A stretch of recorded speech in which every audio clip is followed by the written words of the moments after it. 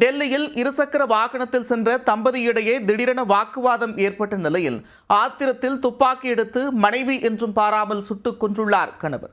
நடுரோட்டில் கொலை செய்துவிட்டு எஸ்கேப் ஆன போலீஸ் கணவன் சிக்குவாரா? டெல்லி போலீசின் வாகன திருட்டு தடுப்பு படையில் பணியாற்றி வருபவர் மனிஷ் பதி. இவரது மனைவி பிரியங்கா. அவர் பள்ளி ஒன்றில் ஆசிரியையாக பணியாற்றி வந்தார். இந்நிலையில் திங்கட்கிழமை கணவன் மனைவி இருவரும் இருசக்கர வாகனத்தில் சென்று கொண்டிருக்கும் பொழுதே வழக்கம் போல குடும்பச் சண்டையை ஆரம்பித்திருக்கின்றனர். டிராபிக்கிற்கு நடுவே கணவன் மனைவி இருவருக்கும் இடையே கடும் வாக்குவாதம் ஏற்பட்டிருக்கிறது.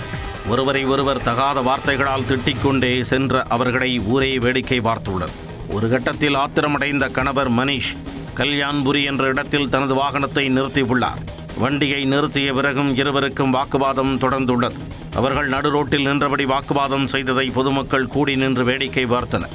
இதனால் ஆத்திரம் தலைக்கேறிய மனிஷ் தனது சர்வீஸ் பிஸ்டலை எடுத்து மனைவி என்றும் பாராமல் நடு ரோட்டில் பலர் முன்னிலையில் வைத்து சுட்டுள்ளார். சில நொடிகளில் அரங்கேறிய இந்த அதிர்ச்சி சம்பவத்தை தொடர்ந்து எந்தவித பதற்றமும் இல்லாமல் தனது பைக்கில் ஏறி கிளம்பி சென்று விட்டார். துப்பாக்கி குண்டு பாய்ந்த பிரியங்கா நடுரோட்டில் உயிருக்கு போராடி கொண்டிருந்தார். அந்த வழியாக வந்த ஆட்டோ டிரைவர் ஒருவர் பிரியங்காவை மீட்டு மருத்துவமனைக்கு கொண்டு சென்றார். ஆனால் அவர் சிகிச்சை பலனளிக்காமல் இறந்துவிட்டார். போலீசார் இதுகுறித்து வழக்கு பதிவு செய்து மனிஷை தனிப்படை அமைத்து தேடி வருகின்றனர். துப்பாக்கிச் சூட்டில் உயிரிழந்த பிரியங்காவிற்கு இன்று பிறந்த நாள் என்று கூறப்படுகிறது. போலீசாரின் விசாரணையில் மனிஷ் வரதட்சணை கேட்டு துன்புறுத்தி வந்ததாக பிரியங்காவின் குடும்பத்தினர் குற்றம் சாட்டியுள்ளனர்.